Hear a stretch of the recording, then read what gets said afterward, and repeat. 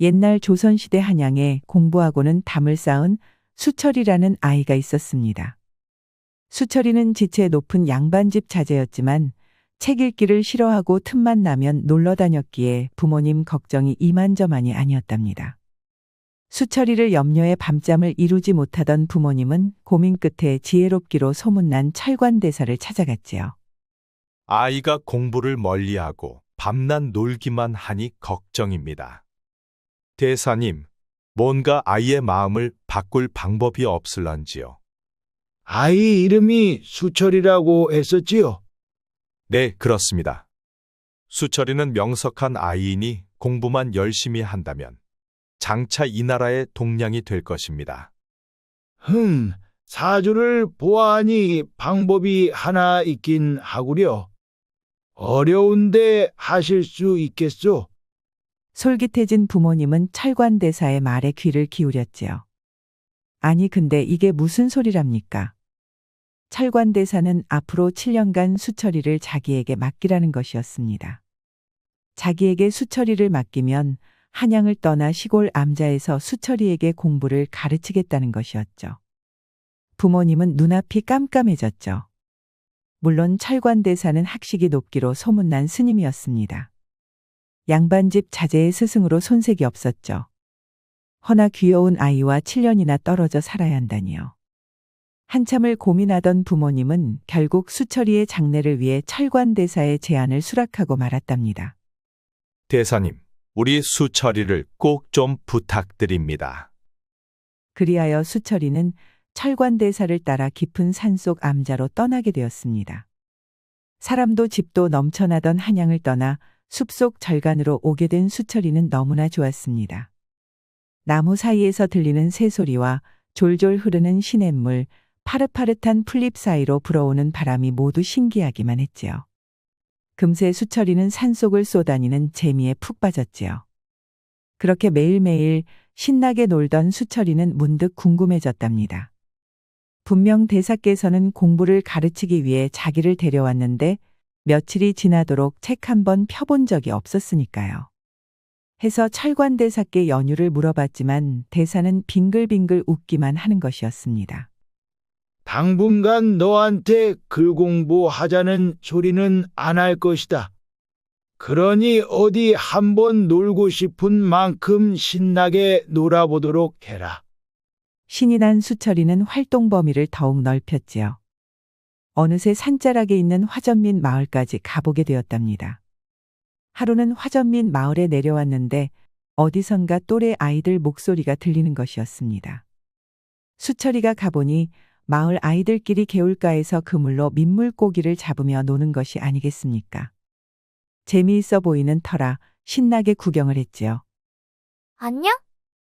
넌 누구니? 난 한양에서 온 수철이라고 해. 너는? 나는 옥화라고 해.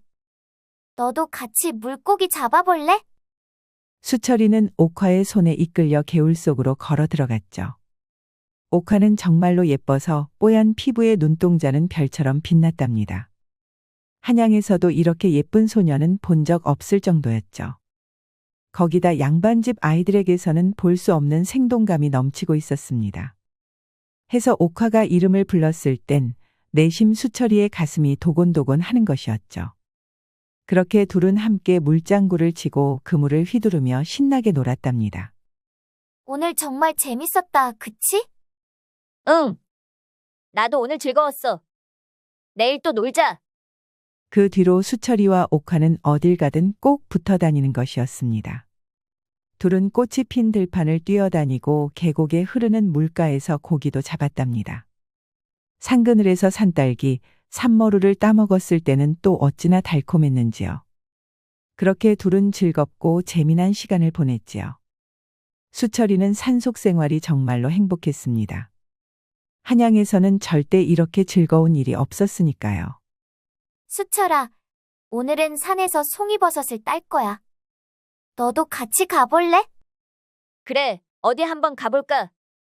그렇게 수철이는 옥화와 함께 소나무 숲으로 들어갔지요. 한참 재미나게 송이를 찾고 있는데 추적추적 비가 내리는 것이었습니다. 둘은 비를 피하기 위해 근처의 작은 동굴에 들어갔답니다. 재밌었다. 그런데 좀 춥지 않아? 으슬으슬한 게 몸이 떨리네. 비를 맞아서 그래. 이리 와, 옷을 말리자. 난 됐어. 이제 하나도 안 춥네. 산골 생활에 익숙한 옥화가 잽싸게 모닥불을 피웠지요. 그리고는 저고리를 탁 펼쳐서 말리기 시작했답니다. 헌데 아무리 손짓을 해도 수철이는 한사코 모닥불 옆으로 오지 않는 것이었지요. 사실 저고리를 걸어둔 옥화를 보는 것이 너무나도 부끄러웠기 때문이었습니다. 너 그러다 감기 걸린다. 안 되겠다. 에잇, 어서 옷을 내놓지 못하겠니? 옥화는 옆에서 벌벌 떨고 있는 수철이가 안 돼 보였답니다. 그래서 잽싸게 덮쳐서 저고리랑 바지를 빼앗았지요. 불을 쬐기 시작하자 그제야 수철이도 덜덜 떠는 것을 멈출 수 있었지요. 그런데 이제는 다른 게 문제였죠. 일렁이는 모닥불에 비친 옥화의 얼굴이 너무나도 예뻐 보이는 것이었답니다. 수철이가 얼굴을 돌리자 옥화는 그런 모습이 귀여웠는지 볼에 입맞춤을 해주는 것이었습니다. 수철이 얼굴은 홍당무처럼 새빨개졌지요. 옥화는 그걸 보며 또 깔깔거리며 웃는 것이었죠. 수철이는 정신을 차리기가 어려웠습니다. 그래도 지금 시간이 너무나도 행복했답니다. 그날 수철이는 책에서는 절대 배울 수 없는 것들을 많이 배우게 되었지요. 화전민 마을에서 돌아온 그날 밤 수철이는 심하게 앓았습니다. 온몸이 불덩이처럼 열이 오르고 식은땀을 줄줄 흘렸지요. 어찌나 몸이 아픈지 중얼중얼 헛소리까지 하는 것이었죠. 수철이가 아프다는 소식은 한양의 부모님께도 전해졌답니다.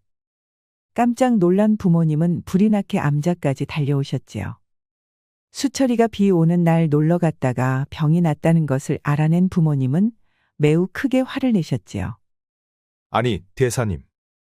하라는 글 공부는 안 하고 놀러 다니다가 병이 났다니요. 이게 도대체 어찌된 노릇입니까? 부모님은 수철이를 한양에 데려가 공부를 시켜야 한다며 난리를 피웠습니다. 허나 철관대사는 눈 하나 깜짝 안 했지요.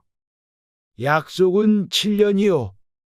7년이 되기도 전에 수철이를 데려간다면 내 도움은 그걸로 끝인 줄 아시오. 꿀먹은 벙어리가 된 부모님은 수철이를 잘 부탁한다는 말만 하고 돌아가 버렸답니다. 의술이 뛰어난 철관대사는 사흘 만에 수철이의 건강을 회복시켰답니다. 열이 펄펄 끓던 수철이는 철관대사가 지어준 약과 침 덕분에 금세 편안해졌지요.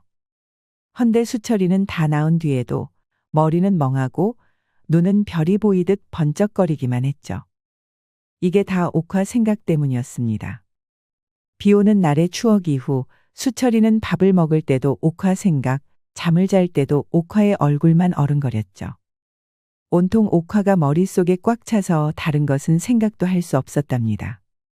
해서 몸이 다 낫자마자 곧바로 화전민 마을로 뛰어갔지요. 아니 그런데 이게 뭔 일이랍니까? 수철이가 집 앞에서 아무리 옥화를 불러도 도무지 옥화가 나타날 생각을 안 하는 것이었죠. 그래도 수철이가 가버릴 생각을 안 하자 마침내 옥화의 부모님이 나타났습니다. 옥화의 부모님은 앞으로 더 이상 옥화를 찾지 말아달라는 것이었습니다. 화를 내는 것이 아니라 아주 수철이 앞에 무릎을 꿇고 사정사정을 하는 것이었죠. 그러면서 하는 말이 지난번에 수철이의 부모님이 찾아왔다는 것이었습니다. 어린 수철이는 어쩔 줄 모르다가 하는 수 없이 옥화내를 떠났습니다. 그런데 동네 사람들이 수군거리는 소리에 수철이는 깜짝 놀랐지요. 지체 높은 양반집 어른들이 옥화네를 찾아왔다더군. 그 집 아이가 옥화와 놀다가 많이 아프다는 거야. 그러니 다음에도 또 함부로 어울렸다간 가만두지 않을 것이라고 했다는 거야. 한 번만 더 양반집 아이를 꿰어냈다간 포졸들을 시켜 마을에 불을 내겠다나. 어쩔 수 없지. 화전민 딸년이 양반집 자제랑 놀러 다니는 게 말이 돼. 다 분수에 맞게 살아야지. 그 말에 너무 놀란 수철이는 산으로 뛰어 올라갔답니다. 그리고는 나무 밑동에 몸을 기댄 채 엉엉 울었지요. 안 만나주는 옥화도 원망스러웠고 옥환의 부모님께 모진 말을 한 부모님도 야속했지요. 헌데 12살 꼬맹이인 수철이가 뭘 어떡하겠습니까? 그렇게 엉엉 울던 수철이는 따라온 철관대사에게 엎여 암자로 돌아갔답니다. 그날 밤 철관대사가 수철이를 불렀습니다. 철관대사는 풀이 죽은 수철이에게 대뜸 요상한 질문을 던졌지요. 지금도 옥화가 생각나느냐? 계속 옥화만 생각납니다. 지금도 보고 싶고 만나고 싶은데 도무지 방법이 없어서 슬프고 외롭기만 합니다. 마음이 통하는데 전할 수 없으면 슬프고 외로운 법이지. 허나 옥화와 너는 신분 차이가 너무 크다. 네가 바란다고 해서 다시 만날 수 있는 입장이 아니란다. 수철이도 옥화와 자기의 신분 차이를 점점 느끼고 있었지요. 차라리 옥화를 데리고 도망치고 싶습니다. 그것도 방법이지. 그러나 그걸로 옥화가 행복해 할지 잘 모르겠구나. 가족도 친구도 모두 잃고 서로만 남는다면 그건 옥화에게 너무 가혹한 일이 아니겠느냐? 그럼 어찌해야 할까요, 대사님? 저는 옥화를 보지 못하면 죽을 것 같습니다. 수철이의 말에 한참을 말이 없던 철관대사가 마침내 입을 열었지요. 수철아, 옥화를 다시 만날 길이 하나 있는데 들어보겠느냐? 수철이는 눈이 번쩍 뜨이는 것 같았지요. 그것이 무엇입니까, 대사님? 별거 아니다. 네가 공부를 열심히 하는 것이다. 공부라고요? 그게 대체 무슨 도움이 되는지 모르겠습니다. 수철아, 공부란 것이 뭐라고 생각하느냐? 공부는 단순히 오래된 글자를 외우는 것이 아니다. 공부는 현인들로부터 힘과 지혜를 얻기 위한 가장 훌륭한 수단인 것이다. 지금껏 너는 산과 들과 사람들에게서 배웠지. 이제는 그를 통해 책에서 무언가를 배워야 할 때가 온 것이다. 공부에 힘쓴다면 반드시 네가 옥화와 다시 만날 길이 열릴 것이다. 그러면서 철관대사는 만약 수철이가 과거에 급제한다면 수철이의 부모님도 더는 고집을 피우실 수 없을 거라고 귀띔을 해줬지요. 골똘히 생각하던 수철이는 이윽고 철관대사에게 큰 절을 올렸답니다. 철관대사를 스승으로 삼아 글 공부를 시작하겠다는 다짐이었지요. 그 뒤로 수철이는 밤이고 낮이고 글 공부에 매달렸답니다. 평범한 양반집 아이에 비해 많이 늦은 시작이었죠. 허나 수철이는 원래부터 머리가 좋아 순식간에 학문을 배울 수 있었습니다. 거기다 철관대사는 너무나 훌륭한 스승이었죠. 동서고금의 모든 학문에 능통한 대사는 수철이가 어떤 질문을 해도 척척 답을 해주는 것이었습니다.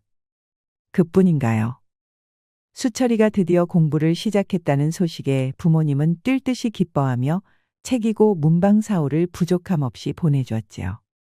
그리하여 수철이는 다른 유생들이 공부하는 것의 3배는 빠른 속도로 학문을 터득해 나갔답니다. 수철이가 철관대사에게 글 공부를 수학한 지도 어느덧 3년이 흘렀지요. 15이 된 수철이는 문득 옥화가 너무나 보고 싶었답니다. 책을 펼쳐도 자꾸만 옥화의 새하얀 얼굴이 떠오르는 것이었죠. 그래서 철관대사의 허락을 받아 암자를 내려갔답니다. 꿈에도 그리던 옥화의 얼굴을 보기 위해서였죠. 한달음에 화전민 마을로 달려간 수철이는 그만 깜짝 놀라고 말았답니다. 아니 이게 뭔 일이랍니까? 화전민 마을이 통째로 비어있는 것이 아니겠습니까? 나뭇가지와 풀잎으로 지은 집들이 죄다 허물어지고 숲을 태워 만든 밭에는 잡초가 우거져 있었습니다. 그야말로 인기척 하나 없었지요. 당황한 수철이는 지나가는 나무꾼들을 붙잡고 수소문을 했지요. 화전민 마을 사람들, 농사가 되지 않으니 죄다 흩어져 버렸구먼. 거 화전으로 일군 밭은 몇 년만 지나면 소출이 안 나오지. 해서 다들 마을을 버리고 다른 곳으로 간 모양이야. 화전민들은 이리저리 부평초처럼 옮겨 다니는 사람들이다 보니 아마 다른 곳으로 떠난 모양이었습니다. 하지만 수철이는 실망하지 않았지요. 내가 너무 늦게 찾아왔구나. 허나 방법은 있다. 패관들이 올린 장계를 살펴보면 화전민들이 어디로 갔는지 알 수 있으리라. 백성의 모든 것을 기록하는 패관들은 분명 화전민들에 대해서도 장계를 올릴 것이었습니다. 허나 패관의 장계는 오직 조정의 관리들만이 살펴볼 수 있었지요. 그리하여 수철이는 더욱 더 출세하겠다는 의지를 불태웠답니다. 암자로 돌아온 수철이는 그전보다 더욱 열심히 공부를 했답니다. 스승인 철관대사조차 혀를 내두를 정도로 수철이는 밤낮 없이 학문을 닦았지요. 하얀 눈이 온 산을 덮어도 비바람이 휘몰아쳐도 수철이의 손에는 언제나 책이 들려 있었습니다. 그렇게 다시 3년이 지나서 마침내 약속했던 7년을 꽉 채웠지요. 작은 기린아가 자라나 어엿한 옥기린이 되었구나. 이제 너는 가르쳐 줄 것이 없으니 산을 내려가도 좋다. 19이 된 수철이는 현명하고 학식이 깊은 선비가 되어 있었습니다. 스승님 감사합니다. 이게 다 스승님 덕분입니다. 아니, 이게 어찌 내 덕이라 할 수 있느냐? 다 노력을 게을리 하지 않은 네 공이다. 마침 일주일 뒤가 과거 시험이니 이번에야말로 네 실력을 증명해 보도록 하거라. 수철이는 스승 철관대사에게 큰 절을 올리고는 부모님을 뵈러 한양으로 갔지요. 7년 만에 나타난 수철이 덕분에 집안은 난리가 났습니다. 가장 기뻤던 것은 역시 부모님이었지요. 허나 부모님은 기쁨을 꾹 참고 수철이를 대면했답니다. 수철아, 선비란 자고로 어떤 포부를 품어야 하는지 말해보거라. 자신에게는 엄격하나 타인에게는 관대한 박기우인의 덕을, 끊임없이 스스로를 갈고 닦는 독성기신의 자세를, 그리고 배움을 통해 세상을 가르치는 겸손처나의 큰 뜻을 품어야 하옵니다. 수철이의 대답은 학식이 높은 학자가 할 법한 대답이었습니다. 이에 부모님의 눈에선 눈물이 주르륵 흘렀지요. 놀기만 좋아했던 아이가 어쩜 이리 훌륭한 선비가 되었을까요? 수철이의 성취가 고맙고 대견해서 부모님은 너무나도 기뻤답니다. 또한 철관대사의 신통함에 놀랄 따름이었습니다. 며칠간 집에서 여독을 푼 수철이는 곧바로 과거 시험을 치렀습니다. 조선 팔도에서 내로라 하는 선비가 전부 과거에 응시했습니다만 그 중에서도 수철이의 실력은 돋보였지요. 마침내 대과시험까지 장원으로 급제한 수철이는 머리에 어사화를 꽂고 한양 저잣거리를 돌았답니다. 부모님의 기쁨은 이루 말할 수가 없었지요. 수철아, 과거에 급제한 너에게 잘 어울리는 배필이 있어야겠지. 우리가 훌륭한 교수를 찾아보마. 아닙니다. 제가 마음의 뜻을 둔 여인이 있사오니 부디 이 문제는 제게 맡겨주십시오. 그런데 수철이는 한양에서 장가를 들 생각은 하지 않고 팔도를 돌아다니는 패관들의 기록서만 살피는 것이었죠. 아주 밤낮 없이 기록을 뒤지는데 그야말로 자료를 샅샅이 훑는 것이었습니다. 그러던 수철이는 갑자기 북방의 어느 작은 고을에 사또를 하겠다고 자청한 것이었습니다. 장원급제자의 수청이니만큼 조정에서도 선뜻 들어주었지요. 안 그래도 북방은 춥고 척박하여 벼슬아치들이 다들 피하는 곳이었거든요. 한양 땅에도 좋은 자리가 많은데 왜 하필 거기로 가겠다는 것이냐. 그러지 말고 내게 맡기거라. 주상께 말씀드려 더 좋은 자리를 알아보도록 하마. 아닙니다. 이 자리는 제가 자청한 자리이니 부디 아버님께서도 허락해 주십시오. 이번에도 부모님은 수철이의 뜻을 꺾지 못했지요. 그리하여 수철이는 저 먼 부임지로 떠났답니다. 수철이가 북방에서도 척박한 가난하기로 이름난 고을이었습니다. 수령이 새로 내려오면 관아에서는 잔치를 하곤 했습니다만 여기는 원체 먹을 것이 없어 그럴 엄두도 내지 못했지요.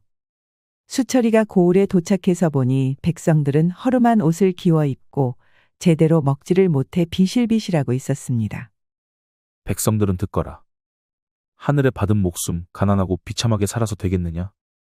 이 사또도 힘을 합칠 터이니 이제부터 잘 살아보도록 노력해 보자꾸나. 사또 수철이는 부임지에 도착한 그 이튿날부터 바로 행동에 들어갔지요. 척박한 땅에는 샘을 파고 먼 강가에서 물을 끌어오는 한편 밭과 논을 모조리 정비했답니다. 또한 조선 땅에 갓들어온 감자며 고구마 등 구황작물의 씨앗을 구하도록 했지요. 그뿐인가요? 이 가난한 마을에 들러부터 백성들의 고열을 빨던 탐관오리들까지 낱낱이 색출해 모조리 처벌했던 것입니다. 그렇게 밤낮 없이 일의 반년이 지났더니 어느새 고을은 몰라보게 부유해졌지요. 마침내 사람들은 하루 세 끼를 챙겨 먹었고 굶는 이가 싹 사라져버렸지요. 이에 사또 수철이의 덕을 칭송하지 않는 사람이 없었답니다. 아직 멀었다. 이번에는 정해진 거처 없이 떠도는 화전민들을 거두어들을 차례다. 아이고 사또. 그 자들은 집도 땅도 없이 떠돌아다니는 거렁뱅이들이옵니다. 화전을 일구어 살다 먹을 것이 떨어지면 떠나는 자들인데 무슨 수로 다스리시렵니까? 그들도 다 백성이다. 나라가 백성을 모른 채 해서 되겠느냐. 잔말 말고 데려오도록 하라. 이번에는 마을 뒷산에서 살아가는 화전민들을 데려오도록 했답니다. 포졸들이 화전민들을 몰고 오니 그 수가 수백이 넘었지요. 하나같이 꾀죄죄하고 얼굴에는 떼국물이 흘렀답니다. 수철이는 화전민들의 얼굴을 하나하나 살폈답니다. 그러자 젊은 여인들 중에 수철이가 잘 아는 얼굴이 보이는 것이었습니다. 옥하였지요. 수철이는 두 눈이 번쩍 뜨이는 것 같았지요. 기뻐서 덩실덩실 춤을 추고 싶었지만 꼭 참고 내색하지 않았답니다. 화전민들은 듣거라. 땅이 필요하면 땅을 주고 집이 필요하면 집을 주겠다. 그러니 더는 부평초처럼 떠돌지 말고 이제 그만 양민이 되어 살도록 하라. 사또는 들어주십시오. 우리는 버림받은 자들이옵니다. 우리도 조선 사람이건만 나라에서는 우리가 들판에서 죽든 말든 이제껏 나 몰라라 하였지요. 그런데 이제 와서 양민이 되어 살라니 그 말을 어찌 믿겠습니까? 핍박만 받아온 화전민들은 사또의 말을 믿지 못하겠다 아우성을 쳤지요. 곰곰이 생각하던 사또 수철이는 입을 열었습니다. 정 그렇다면 화전민 중에 처녀를 골라 사또가 직접 혼례를 치르겠다는 것이었습니다. 마침 내가 홀몸이니 처녀와 혼인을 해도 이치에 합당할 것이다. 자, 그렇게 한다면 모두들 내 말을 믿겠느냐. 수군거리던 화전민들은 일제히 큰 절을 올렸답니다. 아무렴 결혼은 일륜지대사인데 그렇게까지 한다는 사또를 어찌 믿지 않겠습니까? 화전민들은 이제야 훌륭한 사또가 왔다며 눈물을 흘리는 자들도 있었지요. 사또 수철이는 조정에 지체 없이 장계를 올렸습니다. 수백의 백성들을 맞아들이기 위해 화전민의 딸과 혼례를 치르게 해달라는 것이었죠. 조정은 깜짝 놀랐습니다만 곧장 수철이의 뜻을 허락했습니다. 아무렴 사또가 자청해서 화전민과 혼인을 한다니 이 얼마나 살신성인의 자세란 말입니까? 내막을 모르는 조정에서는 수철이의 희생이 갸륵하다며 크게 치하하는 것이었습니다. 물론 수철이네 집도 난리가 났지요. 허나 나라를 위해 이 한 몸 바치겠다는 수철이의 말에 부모님도 더 이상 아무 말도 못했답니다. 해서 수철이 사또와 화전민 처녀 옥화는 경사스럽게 혼례를 치렀답니다. 아무것도 모르는 옥화는 벌벌 떨렸지만 어쩌겠습니까? 이걸로 비참하게 살던 부모님과 마을 사람들이 잘 살게 된다는데 마다할 수가 없었지요. 해서 이 한 몸 희생하자는 생각에 눈 딱 감고 사또와의 혼례를 받아들인 것이었죠.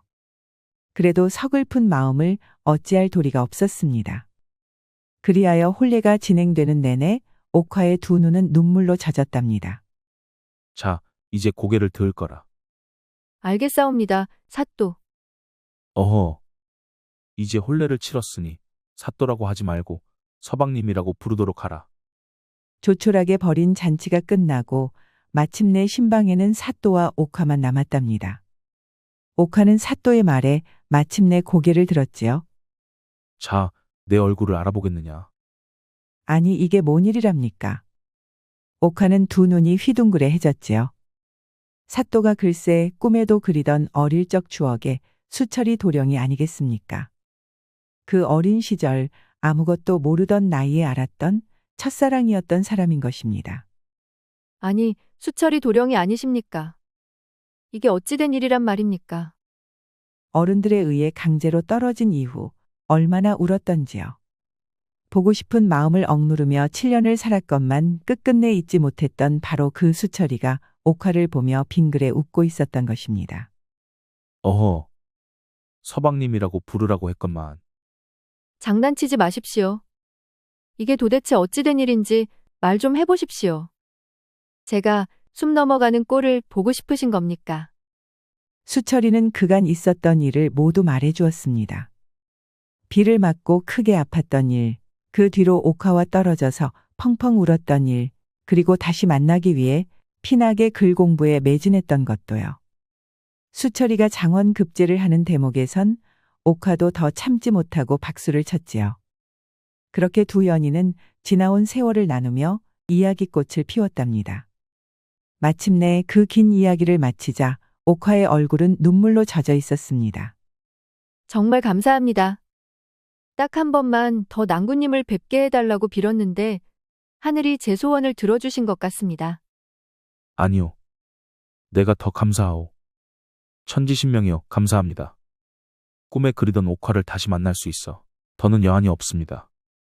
그렇게 둘은 얼싸안고 오래도록 재회의 기쁨을 누렸지요. 어디 그뿐입니까? 둘은 지난 세월 못 나눈 회포를 밤새도록 풀었답니다.